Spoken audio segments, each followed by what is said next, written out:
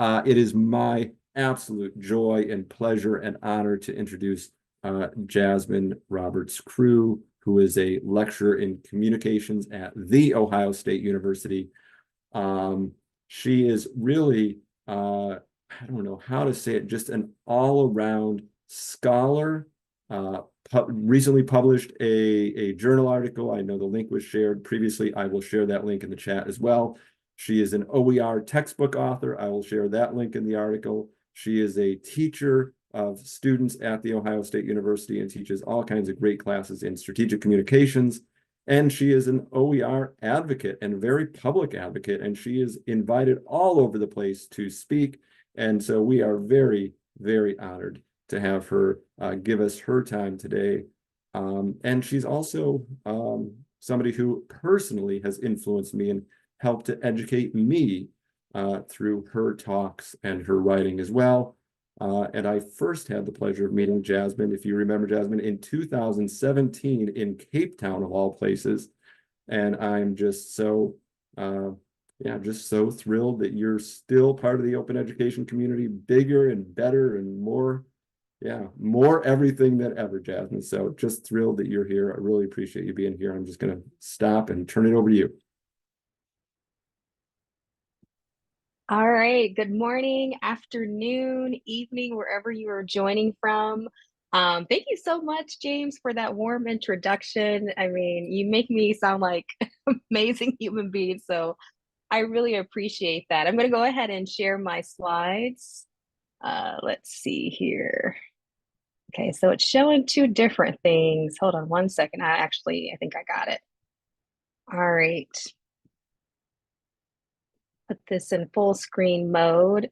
I also might encounter some technological issues because I'm actually working with two screens now, y'all. And usually I only work with one screen, believe it or not. So, but anywho, yes, welcome. I'm really excited to talk about something that I have been thinking about, I would say, for the past 3 years or so.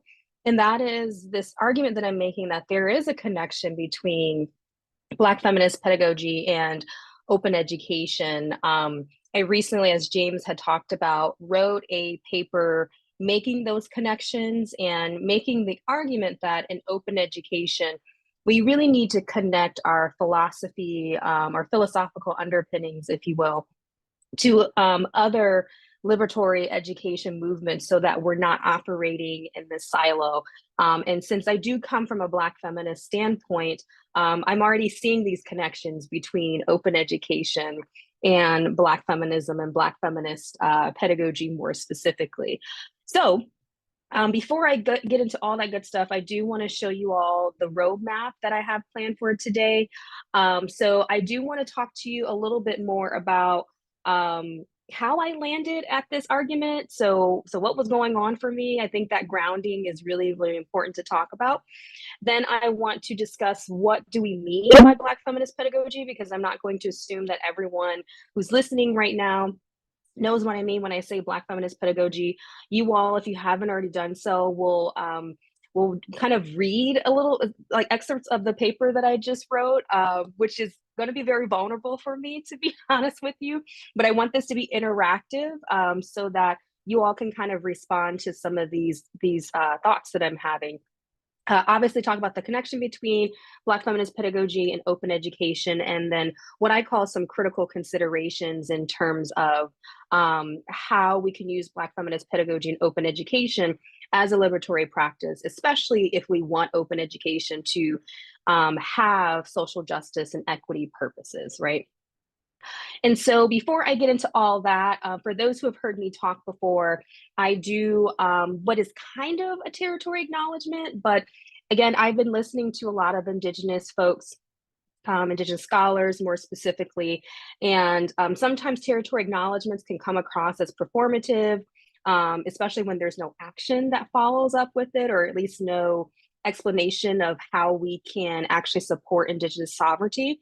One of the things that I typically do is reference the land back, or not land back, excuse me, the land grab university project that was created by Tristan Ontown and Bobby Lee, who basically traced how the theft of indigenous lands funded a lot of land grant institutions here in the United States. And so I'm showing you all kind of a graph of how my home institution, Ohio State University, is still benefiting from the theft of indigenous lands and how it's really helped to fuel university endowments.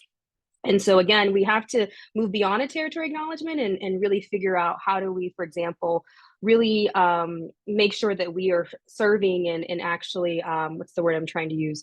Yeah, serving, but also addressing the critical issues of Indigenous faculty, staff, and students. And what are we doing to actually support Indigenous sovereignty?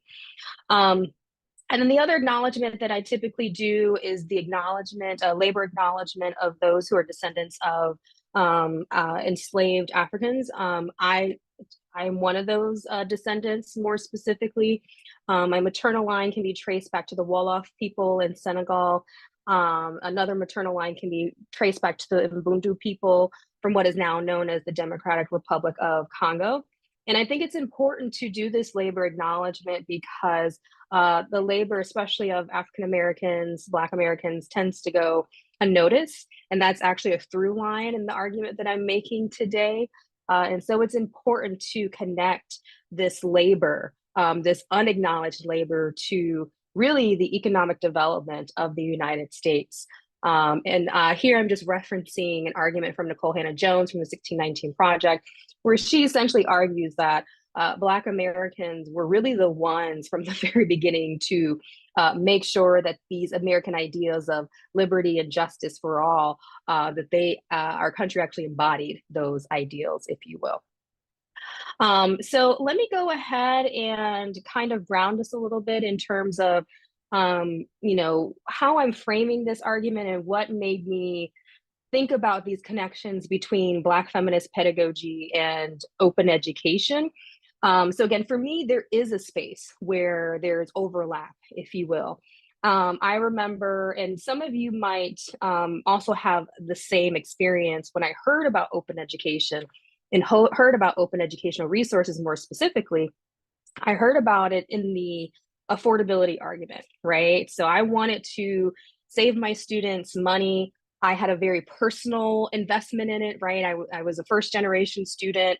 I knew how it was to really struggle with textbook costs.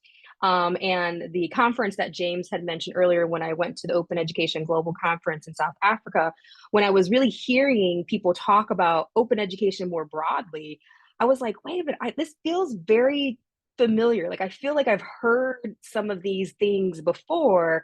It's just under the premise of open educational resources, right? So that's the tool that we're using. But I didn't have the language to really say, oh, some of this can be found in Black feminist pedagogy, or some of this can be found more broadly in critical pedagogies within and outside of Black feminist pedagogy.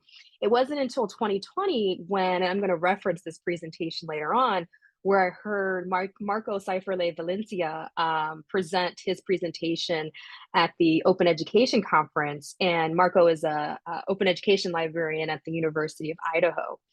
And he did an amazing job of basically saying, hey, not only do we need to move beyond this textbook affordability argument, right, when we're talking about open education, that's important, but that's not the only premise of open education.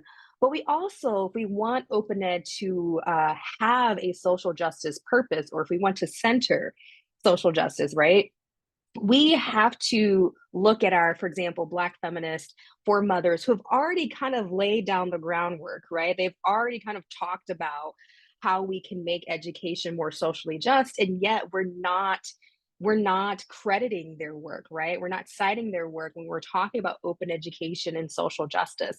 And so when I was listening to Marco's presentation, I thought, oh my gosh, that is it. That is it. And so I don't know if Marco is on this call right now, or this meeting, or if he'll ever see it. He and I have talked for quite some time, but I just really want to thank Marco for putting language to things that I had been thinking for a while, but just, again, didn't have the language to really articulate that. So for the past few years, I have been trying to develop this language and making this connection clear.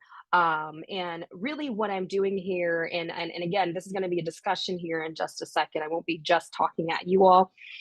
But I want us to see how we can make this connection by broadening our historical discussions or the discussions about open education history, right? When we talk about the history of open education, we tend to very much limit it to the creation of OERs, open educational resources, or we connect it to some of these other open movements that don't mention people of color more broadly, but they certainly don't mention women of color. So all in all, the argument that I'm trying to make or am making, and we'll kind of go through for the next few minutes or so, is that there is an influence between Black feminist thought and Black feminist pedagogy and open education. And so, again, if we want to center social justice in open education, more specifically, if we want open education to serve a or have a liberatory purpose for women of color, for Black women more specifically, we have to talk about Black feminism. We have to talk about Black feminist pedagogy. And so, speaking of which, I do want to go into what exactly is Black feminist pedagogy, because again, I'm not going to assume that we all know what it is and what are some of the arguments of Black feminist pedagogy. So Black feminist pedagogy, not to use that term too redundantly, but it really is this critical slash liberatory pedagogy that essentially is used to encourage social change. It also encourages really an intentional interrogation of, typical curriculum or typical systems, education systems more specifically, that we interact in. And we do this by exposing learners to what Gloria Joseph calls an Afrocentric worldview, right? And so, Black feminist pedagogy, some argue at least that it's an extension of critical pedagogy, and it stems from really this labor, this work that Black educators have done for quite some time in the classroom. And that work really is an act of resistance against, education systems that essentially normalize white Western culture and histories in the learning process, right? I want to move on to that second point on the slide, and that is like there is this perception that Black feminist pedagogy is only taught by Black women or only beneficial to Black women. However, if we look more closely at Black feminist pedagogy, we can actually see how it benefits everyone because it stems from a very specific consciousness that really leads us to asking or to the asking of specific questions, right? In terms of like whose histories do we get to learn about? What is considered truth, right? Interrogating this notion of neutrality in education. That human beings can be neutral. I don't know about that, right? What histories, again, are reflected in our curriculum, which ones are excluded, and just in general, this interrogation of the entire structure of education systems and how a lot of these systems maintain oppression and unequal power dynamics. Black feminist pedagogy allows us to ask a lot of different types of questions. I only have two here that I'd like you all to consider. I'm not asking for answers at this moment. But for example, if we ask ourselves, right, about the exclusion of Black women in education and just the curriculum as a whole, what other questions might we ask ourselves about some of these broader systemic issues in order to engage in that social slash critical consciousness?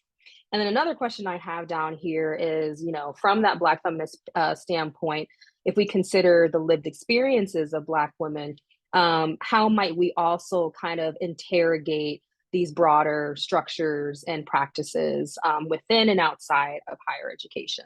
So hopefully that wasn't too theoretical. I'm not trying to make this a super theoretical talk, y'all. I promise. So I do want to kind of briefly show you all like what Black feminist pedagogy can look like in action. So, and these are just a few examples. This is not exhaustive by any means. So Jennifer Richardson tries to, in their classroom, embody what they call like communal spaces of healing. And in one of her papers, or their, I don't actually know their pronouns, so I'm just going to say there. In one of their papers, they discuss how, they create communities of care, especially self-care in their classroom, because this creation of healing spaces really allows their students to offset the challenging reality, right, that they face confronting both racist and sexist structures in higher education. In my own class, moving on to my second point, I really challenge students to examine how much of, for example, the critiques against the 1619 project. If you don't know what the 1619 project is, it was a project created by Nicole Hannah-Jones back in 2019. And it's a really radical project that reimagines national memory and identity.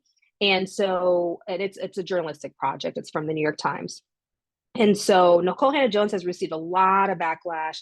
There has actually been legislation to ban the teaching of the 1619 project. I'm still teaching it in my classroom, but I challenge students to really think about the critiques against the 1619 project and the critiques against Nicole Hannah-Jones as an indication of what does it mean for a Black woman to audaciously say and challenge us to reimagine our national identity, right? Very much like Black feminist pedagogy, the 1619 project interrogates what we know as the truth. And again, whose history gets to be told as the national history, right? And then finally, Annette Henry, some time ago in her classroom, she did a critical analysis of the death of Eleanor Bumpurs, who, for those who were maybe in your 20s or 30s, maybe even teens in the 80s and 90s, you might recall of the death of Eleanor Bumpurs in the Bronx, I think, who was killed by a SWAT team for essentially refusing to get out of her place because she was being evicted. There was essentially a confrontation and the police killed her.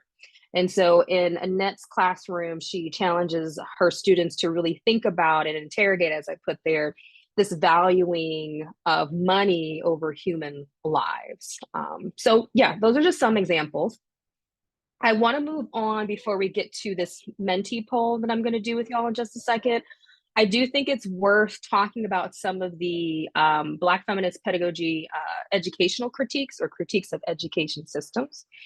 So there are three main ones I want to focus on today. There's actually a lot more, but I just wanted to focus on the three.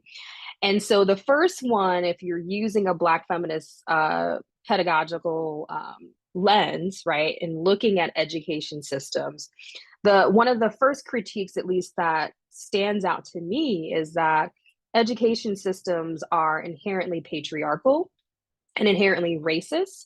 And so they're there to benefit the quote unquote white elite. So in other words, historically, higher education has been built for only middle class white men. I don't know if y'all know this, but white men actually only make up 30% of the US population. You can look it up. So we're talking about a little less than a third of the country. And then if you add the class element to it, the intersection of class and race here, middle class white men, I mean, that percentage gets even lower. So we're talking about a slither of a country that historically has benefited from or was kept in mind, was considered when these institutions were built, when this curriculum was built, if you will. And so, middle class white men were the only ones who were, or majority were able to historically access higher education in terms of finances and educational opportunities, right? So when we talk about reparative justice and how we can make higher education work for faculty and students of color, we have to acknowledge that this system was never designed with those populations in mind, right? We have to start from that vantage point, not add that on in our pursuit for educational justice and equity. And then the second critique from a Black feminist pedagogical standpoint is that white feminist pedagogy really does not consider intersectionality, right, as it relates to how class and race interact with gender. You're probably not going to see the term white feminist pedagogy from white feminists. And I say that intentionally because it's often just called feminist pedagogy, right? But some of the feminist pedagogy that we see or hear about, or maybe even taught in the classroom, really centers whiteness as womanhood, and it doesn't consider, again, that intersectional perspective. I always use this example with my students when I do talk about Black feminism and how it shows up in journalism, and that it's inherently intersectional, or at least it should be. I am not Black on Friday, a woman on Saturday, and then queer on Sunday. Like all of those things interact simultaneously, right? And so that's a major critique of Black feminist pedagogy in terms of feminist pedagogy, maybe not considering that intersectionality as much. And the last one, if we're looking at Black educational thought more specifically, there is an argument from Black feminists that Blackness is equated to maleness, right? And so there's a centering of patriarchy that essentially excludes, or at least doesn't center, the experiences of Black women. So now that we've talked about Black feminist pedagogy, we kind of laid down the framework there. I do want us to talk, of course, about open education, the philosophy behind what many are calling an open education movement, and how I think that there are some influences from Black feminist pedagogy as well. So I do have a definition of open education here. I don't know like everyone's specific knowledge about open education. So I always like to start with definitions so that y'all know how I'm approaching this topic. How I'm approaching open education, the way that I define it, at least the philosophy, is that, again, as I put here, education should be affordable, accessible, equitable, all the things, right, to all learners, regardless of their background, okay? And as I mentioned earlier, many of us come into or hear about open education more broadly because we've heard about OERs. We heard about how OERs can significantly reduce the stress of costs for our students. Many of us are beginning to hear how not only is there cost savings promise, if you will, for open education, but also faculty can be more empowered to create information, create content that really, what am I trying to say, reflects more diverse stories, right? So we're not beholden to this commercial text, book publisher who is determining what kind of stories are in this textbook. Like we can be empowered to include all kinds of stories and even include our students in that process as well. But again, as I stated earlier, the philosophical definition, right? It's more than just OERs and affordability. Open education also entails, for example, open practices, open publishing, sharing information beyond the quote unquote ivory towers. I don't like that term, by the way, but I'm going to use it anyways. So what I want to do now actually is go through these open values, or at least what I see are open values, right? So one of the values with an open education is education should be more accessible. We should address those legal barriers, other systemic barriers, right? Another value that I see in open education is that research scholarship should be more accessible. There shouldn't be a paywall behind some of these journals that is funded by taxpayer dollars, like research that's funded by taxpayer dollars, and they can't access that research. And then there's some critiques about whose knowledge is valued, and also whose knowledge do we get to hear about, whose knowledge we deem as reliable, as I put there. And then overall, I think open education really makes this promise for education equity, or educational equity. I should have put a question mark by justice, because I know there are some who feel as though open education is not doing enough for justice. More specifically, justice and equity go hand in hand, but they're somewhat different here.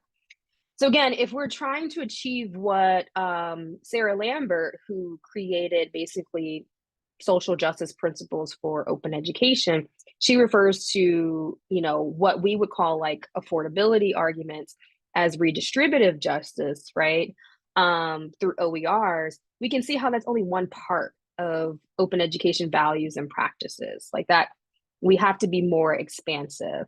And that there is a connection, right? And I'm sorry, with us being more expansive, we can see how there's a connection between other liberatory education movements and open education more specifically. So earlier, I had mentioned some Black feminist pedagogical critiques of education more broadly or education systems. Now, what I'd like us to do, if it's okay with y'all, I understand there might be some people who are like walking or maybe driving while you're listening to this. But if you are still, what I'd like you to do is indulge me a little bit. And if I can just get this going. Okay, here we go.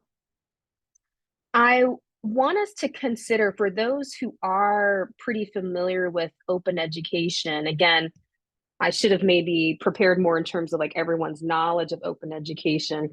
What I'd like you to do is go to this system called menti.com. I'm not sure if folks have heard of this before, on a separate device or the same device that you're joining us from. And then there should be a code. Can y'all see that? Okay, great. The code at the top, it reads 3585273. Again, that was 35, 85, 27, and then 3. So I mentioned earlier some Black feminist critiques of education, right? I don't necessarily want you to make those connections right now between Black feminist pedagogy and open education critiques, even though I think there are some obvious connections here. But if you had to take a step back, if you had to articulate like the critiques that open education is making about current education systems, what would that be? How would you articulate that? So maybe take just a few minutes to consider that and then put your responses here on Menti. I like Menti because it helps to keep things anonymous for those who maybe don't want to share with their name on Zoom. But yeah, I'll give you all maybe a few minutes to consider that.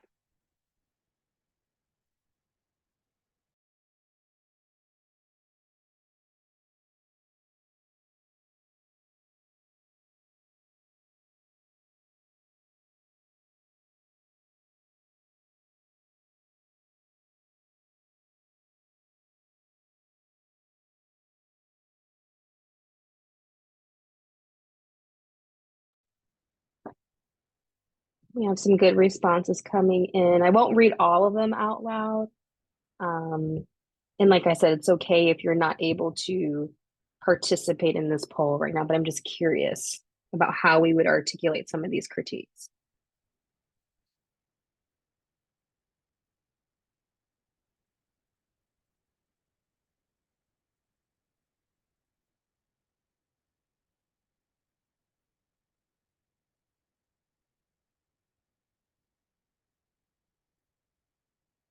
Mhm.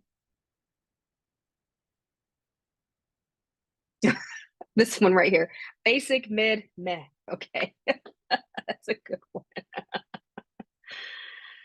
I am going to go through some of these, and you might be able to tell what I'm trying to do here, because my argument is that some of these critiques, right, that open education makes, whether explicitly or implicitly, Black feminist pedagogy makes similar critiques, right? It's not the exact same, but there are definitely some overlap between the two. Expensive, both in terms of money and time, offering the most valuable information and knowledge to a small percentage of people. Yep. So that was something, again, that I had talked about earlier in light of Black feminist critiques of education systems, excuse me. The pay to play model of education commercialization, for sure. Annette Henry talks about, she doesn't use the word pay to play model, but the commercialization of education, how that's just a reflection of late stage capitalism, right? And how do we use critical pedagogy, post structural thought, not trying to get too much into theory, to kind of interrogate these systems, for sure. Structure of and representation of Black, Indigenous, people of color leadership is lacking, for sure. I will definitely touch on that later on. Current education is canned and standardized, not flexible. And again, standardized to whom, right? Again, Black feminist pedagogy is asking some of the same questions here. Sexism, classism, racism, inclusion on demand and when convenient. Yeah, when I read that, y'all, I think of, the inclusive access materials that are going on right now and the companies that are, obviously making these materials. And they're not making the inclusive access materials to make faculty, for example, better educators. They're just trying to make it more convenient for us, right? So they're marketing convenience, not to be a better educator. So yeah, for sure. That's what stood out to me when I read this. Yes, reinforces the neoliberal industrial complex. Very good. Deficient model view with our students, right? Absolutely. And I would argue a lot of Black feminists argue um, instead of asking what's wrong, for example, with Black female students or Black femme students, we need to ask what's right or what can we learn, right? And so I believe as well that open education is asking similar questions. Instead of asking what's wrong with students, let's look at these structures, right? Let's look at what they also can provide and enrich for us. So yes, thank you so much for this. And again, I intentionally did that because for me, as I'm considering Black feminism and as I'm considering open education, again, Black feminist pedagogy is not the only critical pedagogy that are asking these questions. I understand that, but it's an important one if we want open education to serve, or important one to consider if we want open education to serve a social justice purpose, especially for women of color, specifically Black women. All right, y'all, I'm going to go back to my PowerPoint here. Thank you so much for that. The next thing I want to move on to is, again, talking about this connection between open education and social justice. I personally think there is an intersection between open ed and several areas of social justice in higher education. I know more recently in the literature and open education literature, we're seeing an increasing amount of social justice frameworks that are starting to emerge. I'm not going to go into those frameworks for the sake of time. And then there are some people who question whether or not open education, or I'm sorry, whether social justice is at the core of open education. Is it just a theory, a nice thing to talk about, or is it an actual practice or praxis, right? To be more socially just.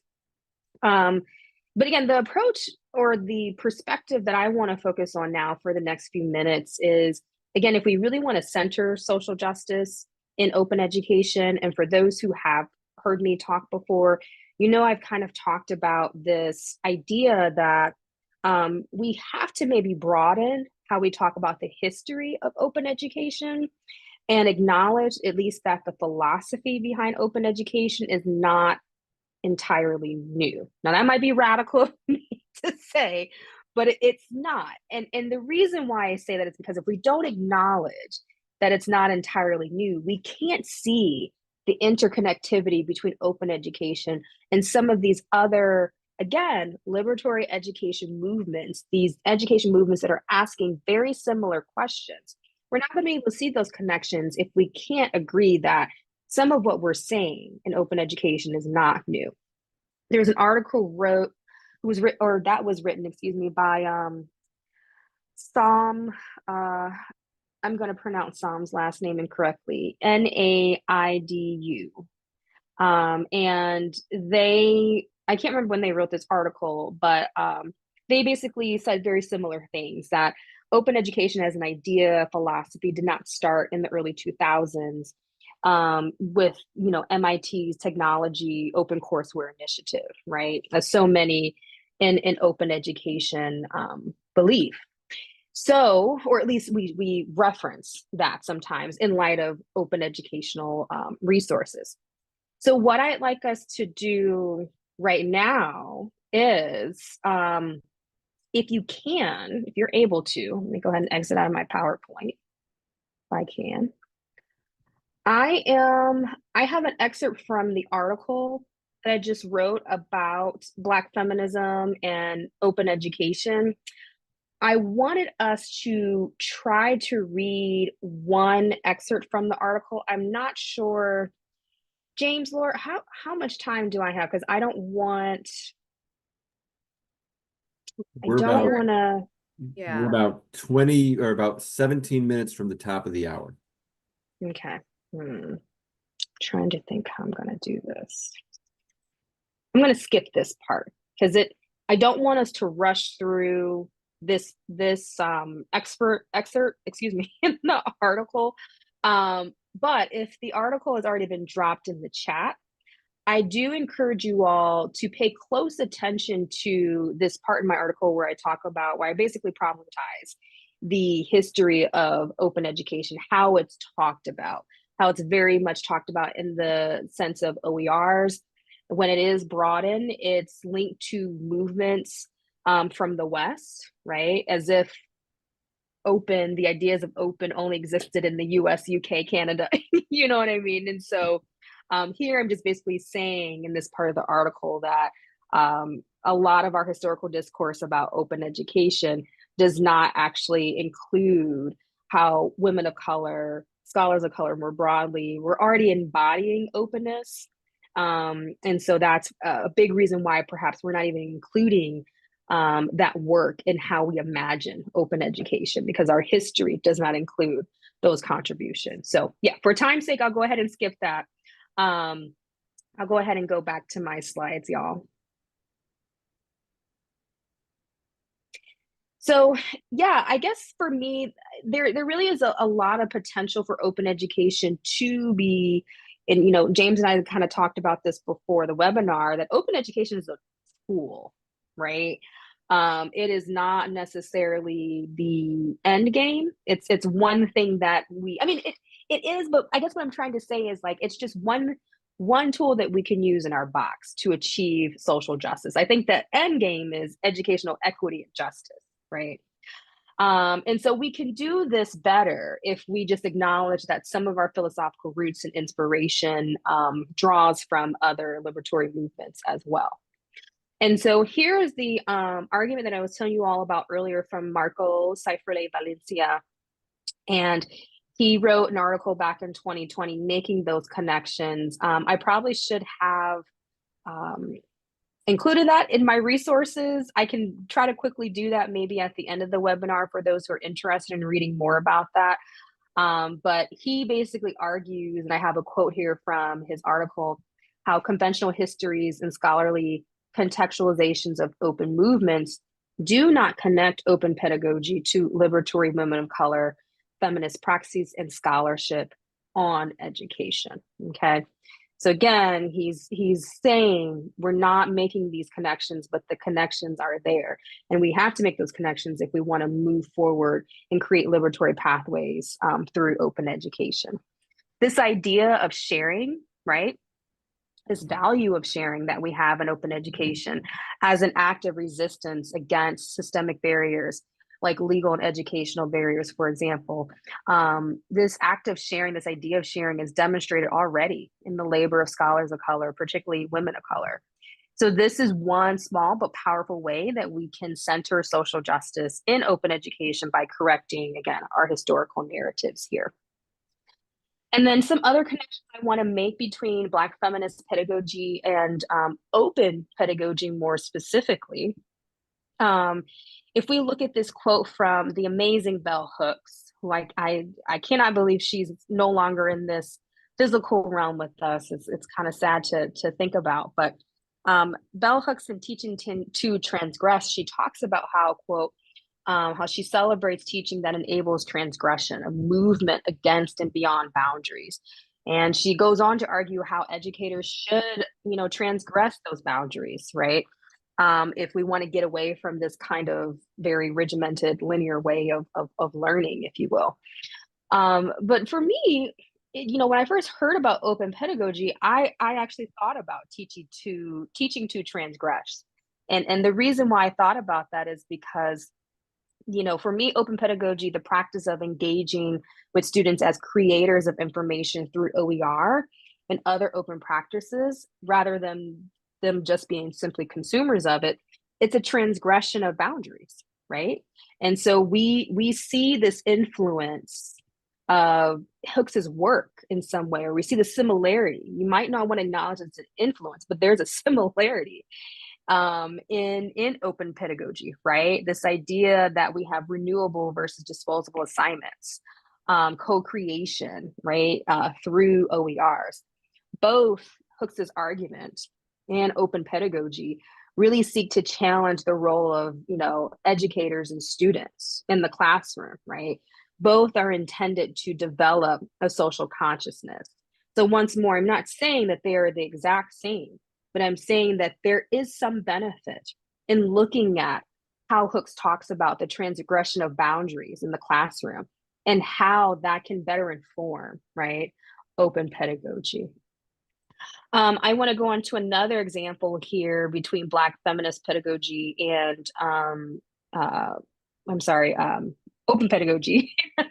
um, so this notion that from a Black feminist pedagogical standpoint, that educators really should be more like consultants or guides rather than they're the only authority in the classroom, the sole authority of knowledge in the classroom.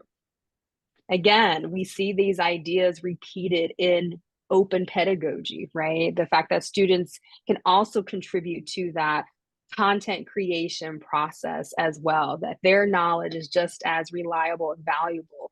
And that's why we are, quote unquote, inviting them into that process. So there is, again, a lot that we can learn from Black feminist pedagogy in which they're interrogating this notion of whose knowledge is centered, who is considered the authority in the classroom in a very similar way as we do in open pedagogy, okay? So I'm just saying that we have scholars of color to thank already for doing and continuing to do this labor. And I appreciate scholars like Marco who have been able to make this connection and provide us with language in order to make these connections. And so transitioning to the latter part of my talk here, Black feminist pedagogical rhetoric, discourse, all that good stuff, it's not only relevant to open education in terms of OERs and open pedagogy, but it's essential to conversations about open values and practices, right? We don't really see a lot of open education scholarship that actually centers and references Black feminist praxis or Black feminist pedagogy, even though this work is connected to liberatory pathways in open education. There are a few scholars who do make this connection in open education. They are the minority, to be honest with you, compared to the vast majority of open education scholarship that's out there. So I know Robin DeRosa and Rajiv Jangiani, they do acknowledge the influence of critical pedagogies and what they refer to as open pedagogy, which I have a quote here. They define it as, they argue that open pedagogy shares a common investment with other historical and contemporary schools of constructivist, and critical digital pedagogy. And they specifically name bell hooks as an influential scholar in open pedagogical thought. Pedagogy, that is a word, y'all. But, this practice of citing Black women in open education, referencing the work of Black women and other women of color, it's not the norm in open education scholarship, right?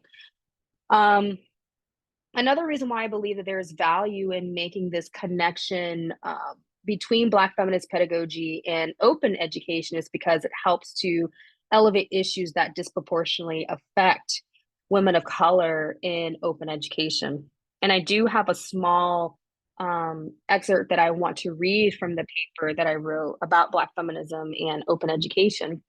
And so here I argue that using a Black feminist pedagogical lens in open education will also help us to be more aware of some of the issues of labor when we're talking about labor in open education, right?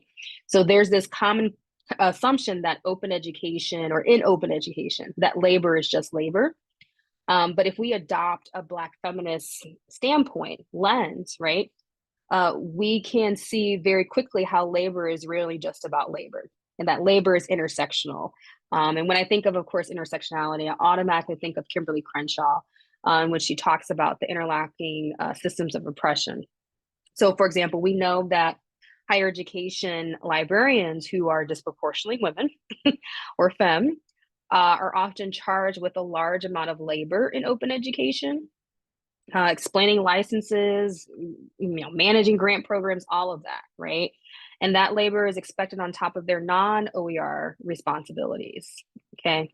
And then if we're looking at this from a Black feminist standpoint, we can see how this is even more pronounced and precarious for women of color who are experiencing multiple sites of oppression at the same time due to their racialized and gendered identities, right?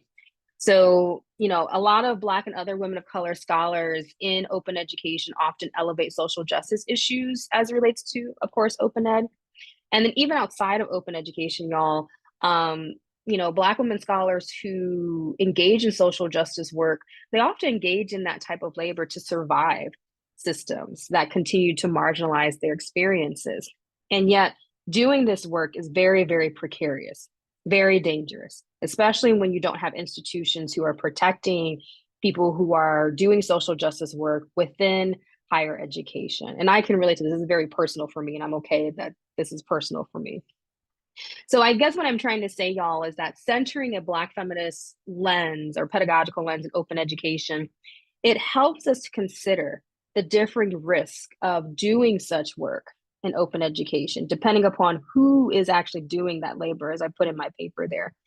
And then again, if we connect Black feminist pedagogy to current open education values and practices, that also means that we have to protect Black women and other women of color who are doing social justice and equity work, who are doing any type of work in open education, but especially those who are doing social justice and equity work, because that puts them at a great deal of risk here. And I want to go to my next slide where we can see what that risk actually entails.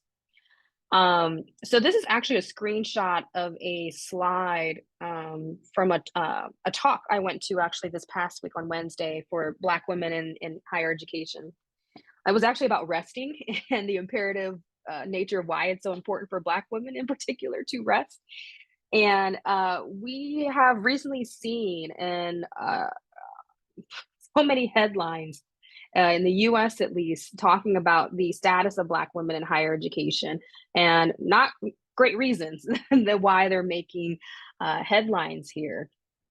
Some of us might have heard of the unfortunate death, the tragic death of Dr.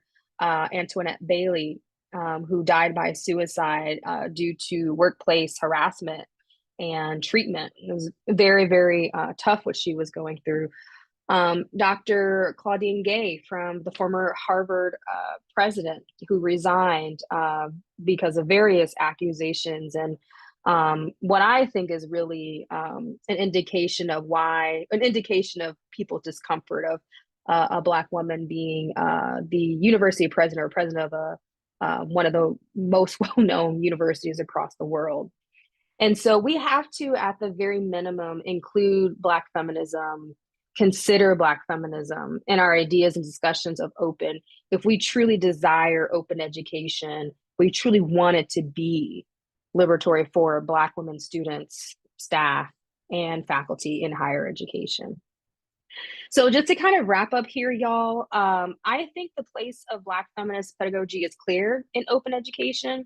Again, this is not to claim that Black feminist pedagogy is the only framework to articulate these values. I want to make sure that's abundantly clear, but it is an influential pedagogy.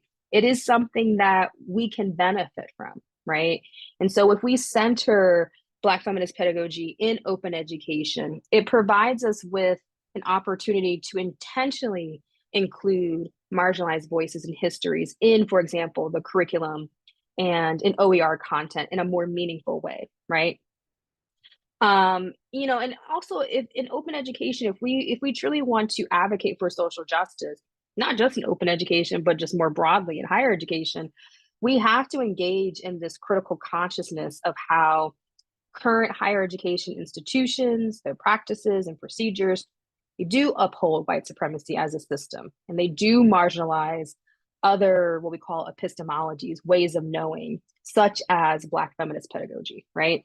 And so making these connections between open education philosophies and a philosophy like, or in a practice, I would say, like Black feminist pedagogy will help, I think it'll help us move through and beyond some of the common discourses about textbook affordability when we talk about open education, right? It'll help us to move beyond that in a conversation about interrogating these systems and practices in higher education that really not only is it not serving Black women, but it's not serving many of us. Yeah, we talked about how the history of higher education was only there to serve a fraction of the country. So I just want to leave you with these words from Dr. Oh, not Dr., but from Maya Angelou. She's a doctor in my world. Um, and I love this quote from her that all information belongs to everyone all at the same time. It should be available. It should be accessible to the child, to the woman, to the man, to the old person, to the presidents of the universities, to everyone. It should be open. And with that, I'll go ahead and end. Thank you all so much. There's my contact information. I'm kind of sort of on Twitter. Twitter is not the healthiest of places to be anymore, but I'm there.